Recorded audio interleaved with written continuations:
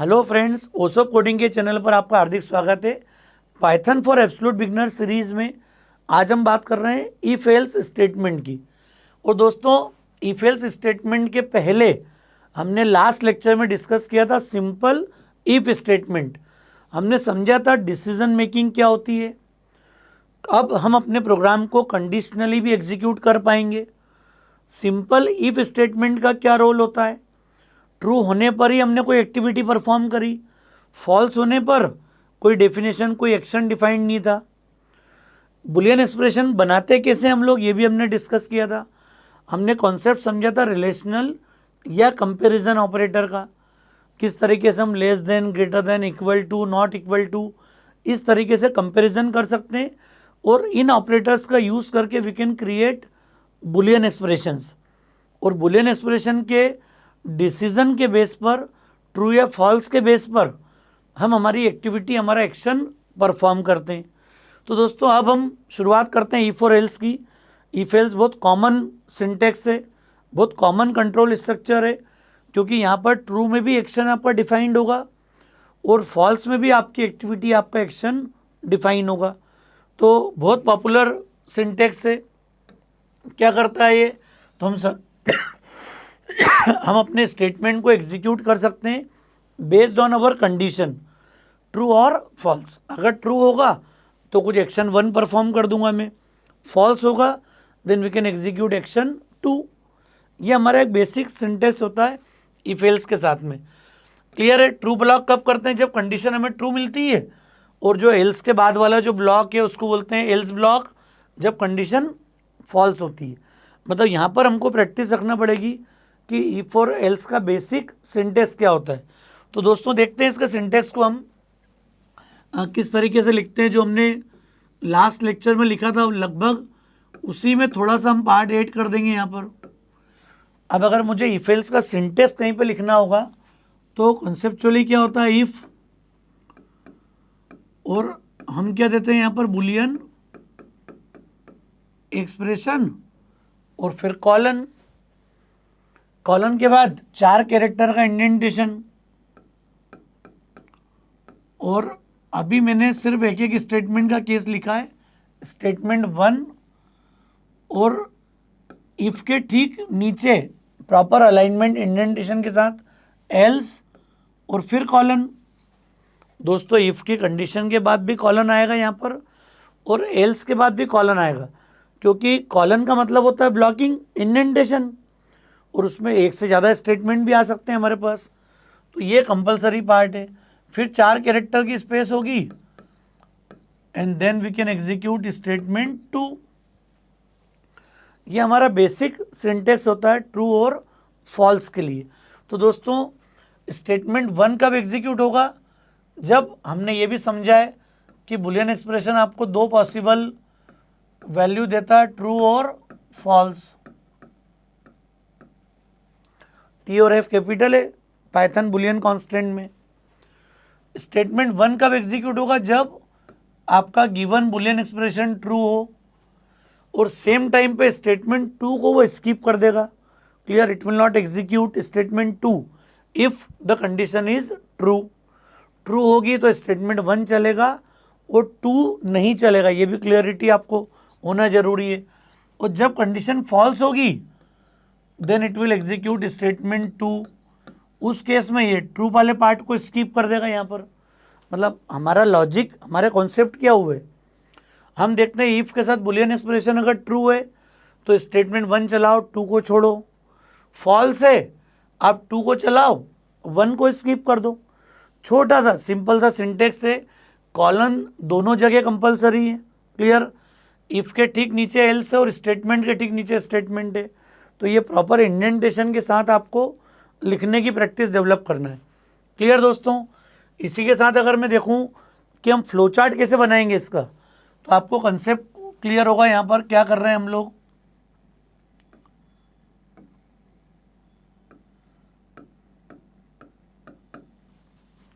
हमने ए और B connector क्यों यूज़ करते हैं यहाँ पर, जिससे कि पता लग जाए कि इसके पहले कुछ भी हो सकता है। पाइथन की स्क्रिप्ट की कुछ लाइंस हो सकती हैं यहाँ पर। अब हमने क्या दिया, सॉरी, हमने यहाँ पर चेक कर ली बुलियन एक्सप्रेशन। याद करो लास्ट लेक्चर में हमने डिस्कस किया था कि वो सिंपल इफ वाले केस में ट्रू होने पे ही एक्टिविटी परफॉर्म करता है। तो यहाँ पर ट्रू होने पर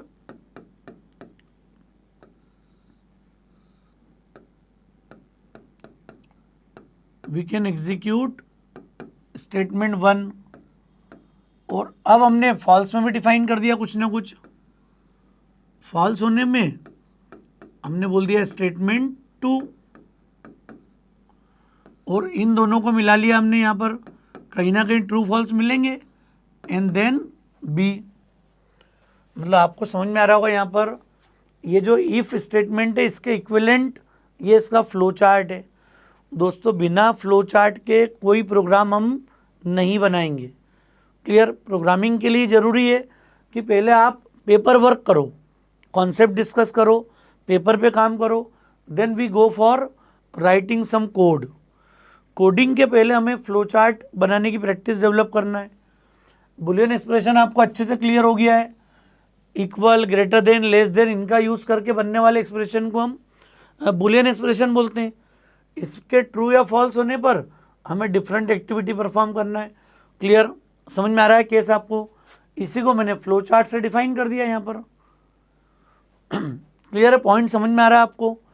अब इसी पर बेस्ड हम एक प्रोग्रामिंग प्रॉब्लम आपके साथ डिस्कस करते हैं, कॉन्सेप्ट देखते हैं कि अगर मुझे 2 नंबर यूज़र से लेना हो तो यहाँ पर हम लोग क्या चाह रहे हैं अभी कि ये जो दोनों नंबर हैं ये 2 डिफरेंट नंबर्स हैं। क्योंकि कल प्रोग्राम लिखते समय आप में से कोई बोल दे सर मैंने तो 2 वैल्यू इक्वल एंटर की थी, वो ग्रेटर नहीं बता रहा है। तो दोस्तों कंडीशन हमने दे दी, कंस्टेंट हमने दे दिया है कि दीज 2 नंबर्स आर डिफरेंट। मतलब क्राइटेरिया क्या हो गया? Take 2 different numbers. Clear? Number लेने के बाद we want to find which one is greater. आपको ग्रेटर, स्मॉलर जो ही पता करना हो कर सकते हैं यहाँ पर। तो हमने चेक लगा लिया, we can compare these 2 number A and B. A greater than B है क्या? This is a kind of boolean expression. ये कंडीशन हो गई, एक बुलियन एक्सप्रेशन हो गया। And that it will generate 2 possible result, true या फॉल्स। अरे depending on the value of A and B क्या रिटर्न करेगा ये, ट्रू या false. So we can compare and it will generate 2 possible result, true और false. सारे Boolean expression 2 ही possible result generate करते, ये बात आप गांठ बांध लो। बुलियन एक्सप्रेशन मतलब 2 पॉसिबल वैल्यूज, ट्रू और फॉल्स। क्लियर? ट्रू होगा तो we can print and we can speak, we can print A is greater. यहाँ पर अगर फॉल्स होगा तो फॉल्स होने का मतलब क्या हो गया? हम फिर से चेक करेंगे क्या कि बी ए से बड़ा है। अरे ए ग्रेटर देन बी फॉल्स होने का मतलब ये नहीं है कि अब आप ये चेक करो कि बी ए से बड़ा है क्या। ये लॉजिकल का मीनिंग है। लॉजिकल का मतलब क्या हो गया? A greater than B, false का मतलब होता है B is greater. This is logically we concluded. Clear? समझ में आ रही बात? लॉजिक का मतलब समझ में आ रहा है क्या है? जब भी इफ एल्स की प्रोग्रामिंग शुरू करते हैं हम लोग लॉजिक की बात शुरू कर देंगे। लॉजिक डेवलपमेंट क्या होते हैं? तो लॉजिक ये बोलता है कि मैं फिर से चेक नहीं करूंगा कि बी ए से बड़ा है क्या। Will compare A greater than B, true है तो ए बड़ा है, फॉल्स है इसका नेचुरल मीनिंग होता है कि बी इज ग्रेटर। क्लियर? तो logically we can conclude this B is greater. समझ में आ रही बात? बस ये हमारा मोटिव है। इसी को देख के आप फ्लो चार्ट बनाओ, वैल्यू दे के आप प्रोग्राम लिख सकते हो, फिर चेक कर सकते हैं पूरा। तो दोस्तों हम बनाते हैं प्रोग्राम। क्लियर? क्या बन जाएगा? Program for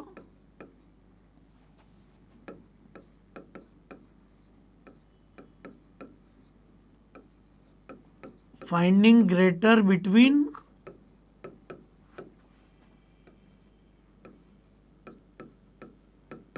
to different numbers.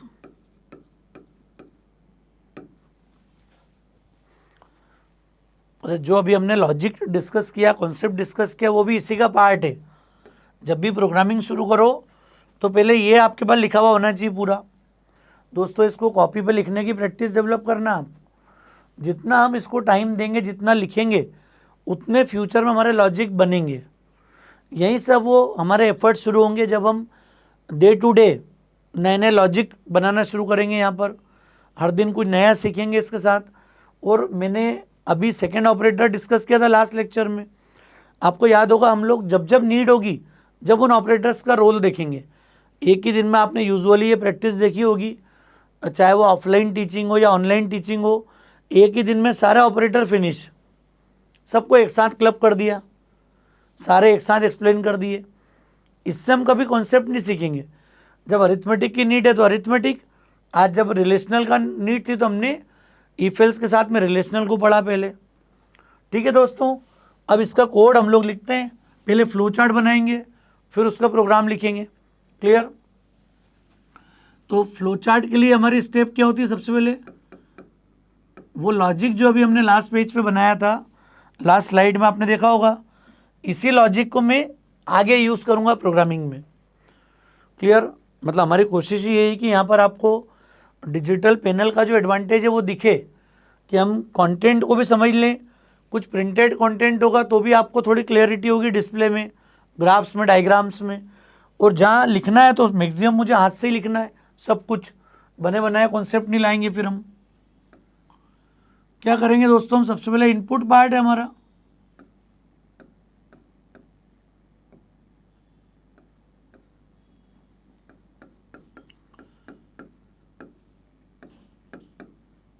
दो डिफरेंट नंबर हमने यूजर से ले लिए यहाँ पर। नेक्स्ट क्या करेंगे? अब यहाँ पर इनपुट आने के बाद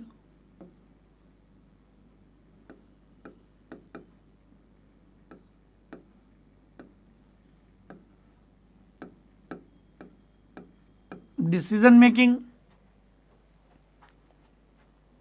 दोस्तों फ्लो चार्ट से भागना कभी नहीं है। अगर प्रोग्रामिंग सीखना है, करियर बनाना है, तो फ्लो चार्ट। और ये एब्सोल्यूट बिगिनर सीरीज ही इसलिए लॉन्च की है कि अगर आपने पाइथन को as a first language choose किया है तो भी एक एक लॉजिक में बनाना सिखाऊंगा आपको यहाँ पर। और फिर मैं डेवलपर्स ट्रैक पे फिर हम थोड़ा सा डेप्थ में पाइथन को पढ़ेंगे, उसके बाद एडवांस लेवल पे। इसके दो डिसीजन आएंगे दोस्तों, ट्रू और फॉल्स। अगर ट्रू है तो हम लोग क्या कर देंगे यहाँ पर, we can message,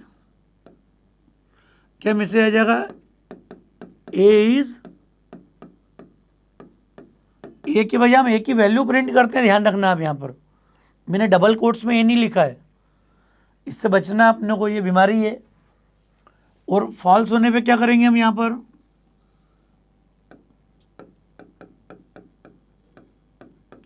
B is greater.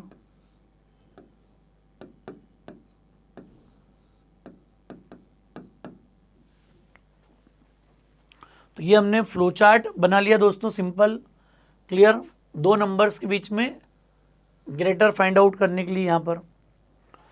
अब इसका पाइथन कोड लिखना है, फ्लो चार्ट को देख देख के हमको कोड लिखना है।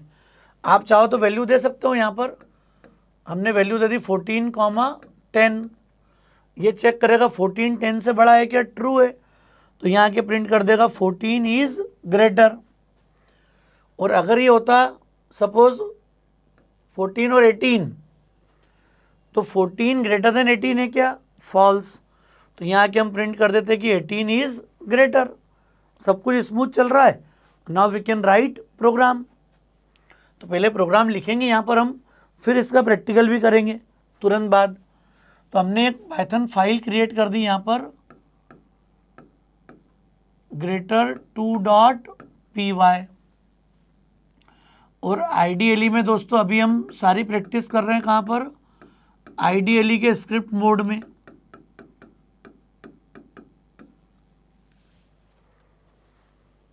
और ये मैं साथ में प्रैक्टिस आपकी इसलिए डेवलप कर रहा हूँ कि ये मैं डायरेक्ट भी लिख सकता था कोड या के भी, लेकिन आपको थोड़ा सा कॉन्फिडेंस, पेपर वर्क जब मेरे साथ करोगे आप, तो ही हमारे लॉजिक बिल्डिंग होगी। क्योंकि लॉजिक बिल्डिंग होगी तो कॉम्पिटिटिव कोडिंग में, DSA में आप परफॉर्म कर पाओगे। क्लियर? और हम किसी भी लैंग्वेज से मूव कर सकते हैं। सबसे पहला काम क्या दोस्तों, दो नंबर लेना है हमें।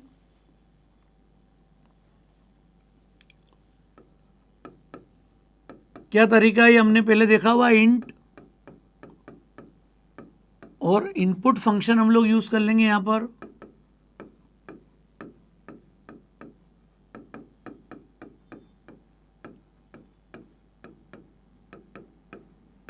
दो ब्रैकेट क्लोज करना है याद से, एक इनपुट का और एक टाइप कास्टिंग के लिए जो यूज किया हमने। सेम सेकंड नंबर ले लेंगे हम यहां पर।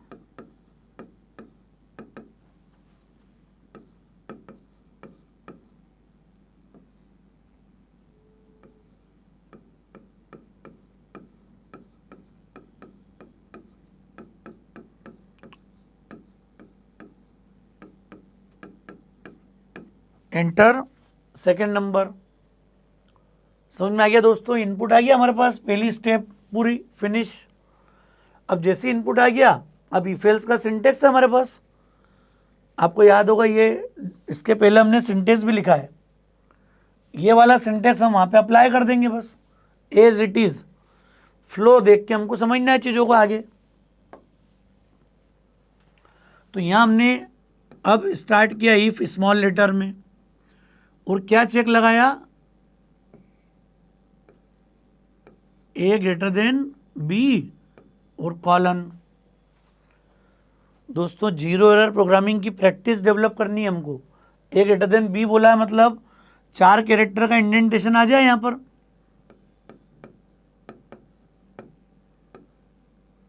हम प्रिंट कर देंगे ए इज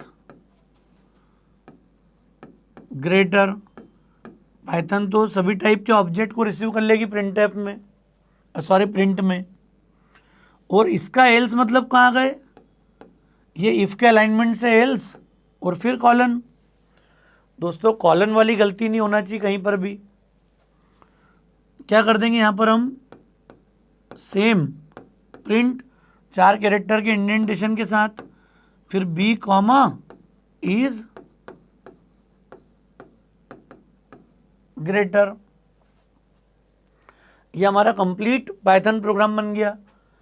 अब इसको जब भी आप चलाओगे तो आपको पहले इनपुट लेना है, then it will compare which one is greater. जो ग्रेटर वैल्यू होगी वो प्रिंट हो जाएगी आपके साथ आउटपुट में। क्लियर है दोस्तों। तो ये फ्लो चार्ट के साथ हमने प्रोग्राम को लिखने की प्रैक्टिस डेवलप करी। मुझे उम्मीद है कॉन्सेप्ट आपको बहुत समझ में आया होगा। क्लियर। अब हम इसके प्रैक्टिकल पार्ट को एग्जीक्यूट करेंगे। सेम प्रोग्राम हम प्रैक्टिकली बनाएंगे आईडीएलई के स्क्रिप्ट मोड में जाके, जिससे आपको इसी कॉन्सेप्ट को और प्रॉपर समझने का अवसर मिल जाए। ठीक है दोस्तों, प्रैक्टिकल में देखते हैं इसको अब हम। तो दोस्तों अभी आपने देखा कि हमने 2 इनपुट नंबर लिए और उसमें जो भी ग्रेटर वैल्यू है वो हमने प्रिंट की। अगर ए सपोज एक ग्रेटर वैल्यू होगी तो हमने ए को प्रिंट किया, अदरवाइज बी ने जो वैल्यू होल्ड किया हमने एल्स में जाके उसको प्रिंट किया। सिंपल इफ एल्स का रोल आपको क्लियर हुआ होगा यहाँ पर। साथ में हमने ये भी डिस्कस किया कि जब हम डिसीजन मेकिंग की तरफ जाते हैं तो हमारी पहली रिक्वायरमेंट होती है कि हमें कोई ऑपरेटर यूज़ करना पड़ेगा जो हमें कंपैरिजन प्रोवाइड करेगा। और आपको याद होगा हमने डिस्कस किया था अभी जस्ट रिलेशनल या कंपैरिजन ऑपरेटर्स। रिलेशनल या कंपैरिजन ऑपरेटर्स का रोल क्या होता है ये भी आप अच्छे से जानते हैं। दोस्तों आपने समझा होगा कि हमने कई तरह के रिलेशनल या कंपैरिजन ऑपरेटर्स देखे, जैसे less than, greater then, less than और इक्वल टू, ग्रेटर देन और इक्वल टू और नॉट इक्वल टू। तो पहले मैं इंटरेक्टिव मोड में इन ऑपरेटर्स का रोल क्या होता है, किस तरह से ये ट्रू और फॉल्स एक बुलियन वैल्यू जनरेट करते हैं। फिर हम फाइनली प्रोग्राम लिखेंगे यहाँ पर 2 नंबर में किस तरीके से ग्रेटर आइडेंटिफाई करते हैं, हम ग्रेटर पता करते हैं। तो दोस्तों पहले हम चेक कर लेते हैं सिंपल, कोई नंबर ले लिया हमने A22 और B आप एक वैल्यू ले लो 55। अब सिंपल ऑपरेटर के हमारा A लेस देन B अगर मैंने चेक किया सपोज, तो you will see that is true. 2 constant आपको मिलेंगे ट्रू और फॉल्स, जिसमें T कैपिटल है, स्मॉल t और स्मॉल में अगर कंप्लीट लिखोगे आप तो वो अननोन आइडेंटिफायर या अननोन कांस्टेंट के रूप में डिफाइन होगा यहाँ पर। अगर मैं बोलता है A greater than B then you can see false. तो ये 2 कांस्टेंट होते हैं बुलियन के, ट्रू और फॉल्स, जो कि जब कभी हम कोई कंडीशन अप्लाई करेंगे, चाहे वो इक्वालिटी की हो, ग्रेटर देन लेस देन का केस हो, आपको इसका रिजल्ट हमेशा दो पॉसिबल वैल्यू में आता है जिसको हम बोलते हैं ट्रू और फॉल्स। और डिसीजन मेकिंग की जो आत्मा है वो यही दोस्तों, हम कहीं भी लॉजिक डेवलपमेंट की बात करते हैं तो बुलियन अलजेब्रा का बेस यहीं से होता है कि आपको दो स्टेटस, हम देखते हैं ना बाइनरी 0 1, तो यहाँ पर भी थॉट हमारा वही है, फॉल्स या ट्रू। क्लियर। और पाइथन भी इंटरनली फॉल्स को जीरो मानती है और ट्रू को नॉन जीरो। नॉन जीरो मतलब कोई भी वैल्यू आप जीरो छोड़ के इंटीजर लोगे, that can be considered as a true evolution. तो ये बात हमारे दिमाग में होना जरूरी है यहाँ पर कि ट्रू फॉल्स कांस्टेंट के अलावा पाइथन न्यूमेरिक वैल्यू को भी बुलियन के हिसाब से इवेल्युएट कर सकती है। उस केस में जीरो का मतलब होता है फॉल्स, बाकी सारी वैल्यू का मतलब होता है ट्रू। क्लियर। ये जावा में पॉसिबल नहीं था, वहाँ से बुलियन चलता है, इंटीजर के साथ इवोल्यूशन करते हैं तो वो सिंटेक्स एरर आती है, यहाँ पर टाइप मिसमैच का कॉन्सेप्ट आता है। तो यहाँ पर ये आपने नोटिस किया होगा कि दो इंपॉर्टेंट डिफाइंड कॉन्स्टेंट्स हैं, टी कैपिटल है ट्रू और फॉल्स में एफ कैपिटल है, ये थोड़ा सा ध्यान रखना है while comparing the boolean values. अब इसके अलावा भी दोस्तों अगर मैं बोलता A greater than equal to suppose 44, अब ए तो 22 हमारा, 22 बड़ा या बराबर है क्या 44 के, तो इट विल कम फॉल्स, आपको दिख जाएगा यहाँ पर। और यही अगर बोलता है ए लेस देन 44, हमें क्या मिलता है यहाँ पर ट्रू। तो less than equal to, greater than equal to, ऐसा कोई भी केस हम लोग चला सकते हैं। यहाँ पर हम चेक करेंगे A is equal to B, हमने पढ़ा है कि इक्वल के लिए दो बार इक्वल का साइन लगाते हैं हम लोग यहाँ पर, दैट इज़ व्हाट फॉल्स, क्योंकि ए 22 है बी 55 है। क्लियर है केस। और अगर मैं गलती से ऐसा लगाया था एक बार तो ये असाइनमेंट हो गया, बी की वैल्यू की इसमें आ गई ए में। अब अगर मैं बोलूँगा A is equal to B, अब आपको ट्रू मिल रहा है। क्यों ट्रू मिल रहा है? क्योंकि यहाँ पर मैं असाइनमेंट कर चुका हूँ इक्वल के बजाय। दोस्तों इक्वल मतलब दो बार इक्वल होगा, और यहाँ पर एक बार जब इक्वल ऑपरेटर आता है तो दैट इज़ असाइनमेंट, जो कि हम पढ़ चुके हैं, देख चुके हैं कॉन्सेप्ट। तो इक्वल नॉट इक्वल का केस क्लियर है यहाँ पर, समझ में आ रहा है केस। हमने ए को फिर से 22 दे दिया, now I can compare A not equal to B, you will see 22 55, that is true. तो ये हमारे एक बेसिक रिलेशनल कंपैरिजन ऑपरेटर्स हैं जिनको कि हम यूज़ करेंगे आगे कंडीशंस को फॉर्म करने में, बुलियन एक्सप्रेशंस को डिफाइन करने में। तो आगे जब हम प्रोग्रामिंग करेंगे इफ एल्स की, सिंपल इफ़ की, नेस्टेड इफ एल्स की, तो या लूप्स जब ऑपरेट करोगे आप फ्यूचर में, तो आपको बुलियन एक्सप्रेशंस का एक बड़ा इंपॉर्टेंट रोल मिलेगा। दोस्तों अरिथमेटिक एक्सप्रेशन का मीनिंग क्लियर है आपको? अरिथमेटिक एक्सप्रेशन बोला है मतलब आपका जो रिजल्ट है वो प्लस माइनस मल्टीप्लाई का मैथमेटिक्स आप करोगे और कुछ एक इंटीजर वैल्यू आपको रिजल्ट के रूप में आएगी। यहाँ क्या नोटिस करते हैं हम लोग, बुलियन एक्सप्रेशन दिया है मतलब कि इसका जो रिजल्ट आएगा वो सिर्फ दो पॉसिबल वैल्यू में आएगा, one is true other is false. ये एक इम्पॉर्टेंट पॉइंट है हम सबके लिए समझने के लिए। तो देखते हैं दोस्तों, प्रोग्राम बनाते हैं। पहला अपन दो नंबर्स में जब आपको ग्रेटर वैल्यू आइडेंटिफाई करना हो, पता करना हो, तो क्या तरीका होगा। तो हमने एक नई फाइल बना ली, यहाँ पर सेव किया इसको,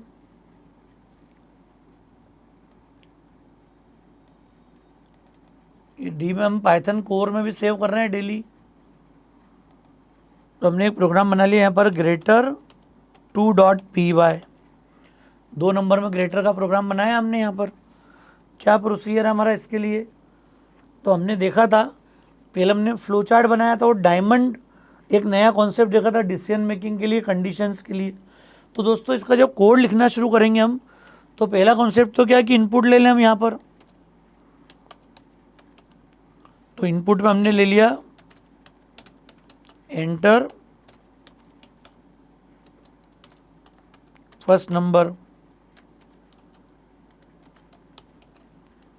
ये दोनों ब्रैकेट याद से क्लोज करना है हमें, क्योंकि एक इनपुट के पहले जो ब्रैकेट ओपन किया हमने टाइप कास्टिंग के लिए और एक इनपुट का ब्रैकेट, तो दो ब्रैकेट आपको क्लोजिंग में ध्यान रखना है, पहले भी किया है हमने। अब हमने लिया इंटीजर, फिर सेकंड नंबर यूज़र से लेना है हमको यहाँ पर। Now we can call, prompt कर रहे हैं यूज़र को अपन, तो एंटर सेकंड नंबर।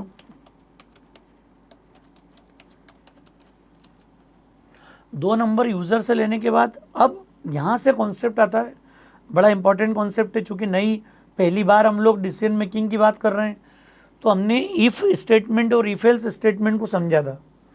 दोस्तों सिंपल इफ़ का रोल कितना होता है, बस कि अगर मैं सिर्फ एक स्टेटमेंट देना चाहता हूँ और हम ये मैसेज कर दें कि ए इज़ इक्वल टू 10 है, क्लियर, तो और कॉलन लगाना बहुत ज़्यादा ज़रूरी है यहाँ पर बिकॉज ऑफ इंडेंटेशन। आप नोटिस करो इस बात को, एक बार फिर मैं बता रहा हूँ, अगर मैं कॉलन नहीं लगाता और एंटर करता तो देखो आप इफ़ के ठीक नीचे कर्सर पहुँच गया आई के नीचे। पाइथन में जब ब्लॉकिंग की बात की जाती है तो अब जो C plus plus Java C sharp में आपने ध्यान दिया हो या जो लैंग्वेज आपने पहले पढ़ी होगी तो हमने देखा होगा ब्लॉकिंग के लिए हम कर्ली ब्रेसेस लगाते थे। यहाँ पर ये कर्ली ब्रेसेस के बेस पे कोडिंग होती थी हमारी पूरी। पाइथन में कर्ली ब्रैकेट के बजाय हम लोग इंडेंटेशन में क्या काम करते हैं, यहाँ पर हम लोग यूज़ करते हैं कॉलन। जैसे ही आप कॉलन प्रेस करोगे यहाँ पर इफ़ के जस्ट बाद सेम कॉन्सेप्ट आपको while, for, clear, even, else, and if सब जगह पे आपको ये जहाँ भी आप ब्रैकेट स्टार्ट करते हो उन सारे केसेस में आपको कॉलन लगाना पड़ेगा। खासकर इफ और एल्स इन दो सिंटेक्स में आपको रिक्वायरमेंट है। इस जगह पे क्या करते हैं दोस्तों हम लोग, यहाँ पर ए को हमने 10 लिया, कॉलन प्रेस करती है, आप नोटिस करो ये 4 कैरेक्टर की स्पेस यहाँ पर ऑटोमेटिक आ गई है। 4 कैरेक्टर की स्पेस आ गई, मतलब ये डिपेंड करता है सेटिंग पे आपकी कि जब भी आप इंडेंटेशन डिफाइन करोगे तो हम लोग कितने कैरेक्टर, ये बाय डिफ़ॉल्ट 4 कैरेक्टर है। पूरे पाइथन में ब्लॉकिंग का जो कॉन्सेप्ट है वो इस इंडेंटेशन पे बेस्ड है। इफ़ के अंदर जितने भी स्टेटमेंट इस इंडेंटेशन से आगे होंगे वो इस इफ़ स्टेटमेंट का पार्ट होंगे, बाकी सारे स्टेटमेंट जो हैं वो उसके बाहर माने जाएंगे। तो मैं पहले सिंपल इफ़ का केस दे रहा हूँ, फिर इस प्रोग्राम को हम कंप्लीट करेंगे। अभी मैंने अगर यहाँ पर लिख दिया suppose print A is equal to 10, ये मैंने मैसेज कर दिया यहाँ पर, और इमीडिएट मैंने एक और प्रिंट लिख दिया यहाँ पर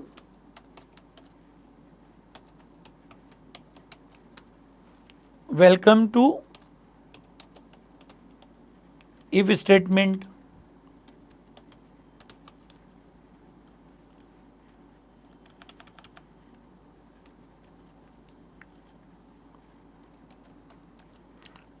ठीक है दोस्तों, 2 स्टेटमेंट हमने लिख दिए ए इक्वल टू 10 में।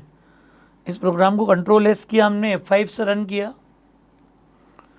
अब एक नंबर सपोज मैंने दिया 15, तो आपको दिखेगा एक भी स्टेटमेंट एग्जीक्यूट नहीं होगा। अभी देखिए आप, कुछ भी एक्टिविटी नहीं हुई।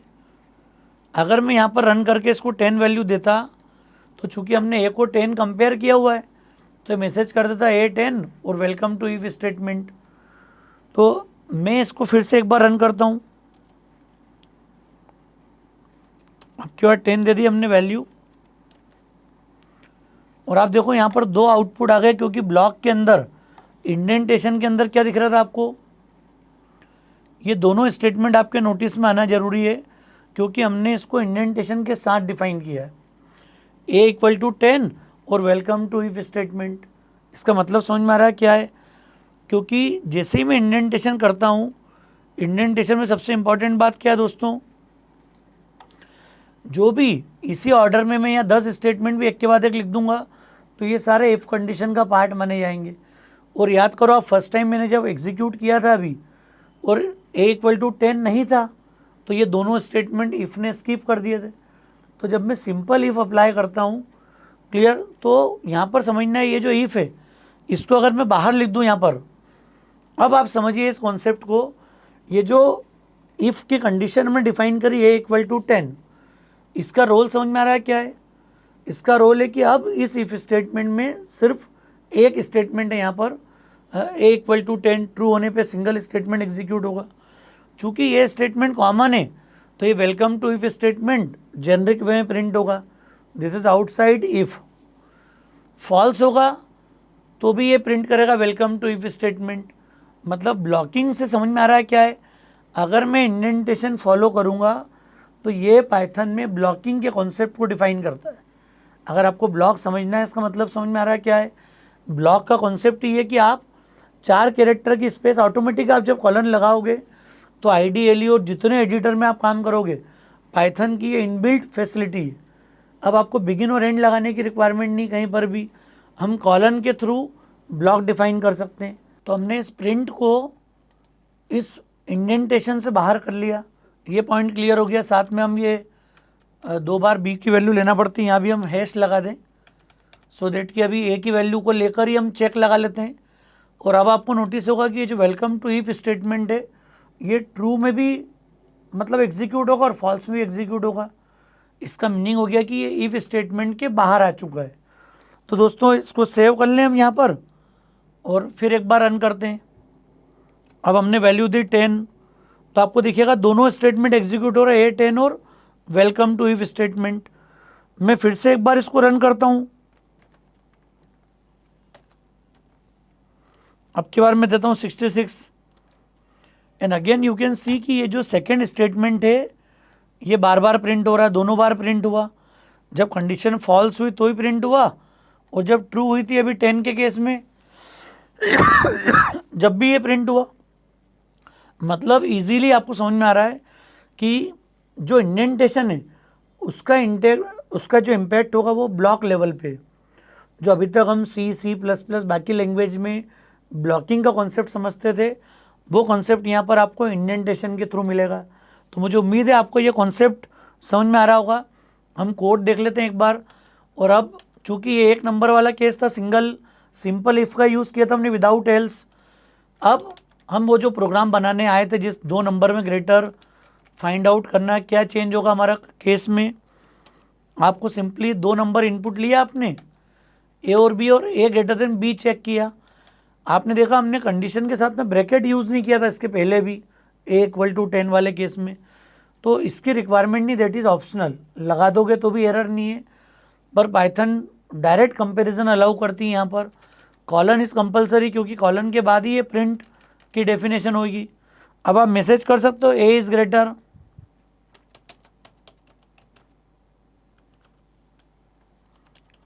हमने एडिट कर दिया प्रिंट को और यहाँ हमारा क्या आ जाएगा एल्स,